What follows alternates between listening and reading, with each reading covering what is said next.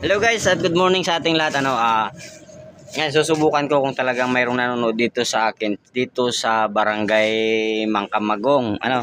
Ito mayroon akong hawak na 100 pesos. Ito 100. Yan. Ilalagay ko dito sa plastic. Subukan natin kung talagang may nanonood sa akin dito sa Barangay Mangkamagong. Ayan, kung sino pa man ang makapanood nito. Sundan nyo ako kung saan ko ilalagay at kayo nang bahala ko sa Mio. Yan. Yan. Tingnan nyo yung location yan. Okay. Sa mga una friend maghako na.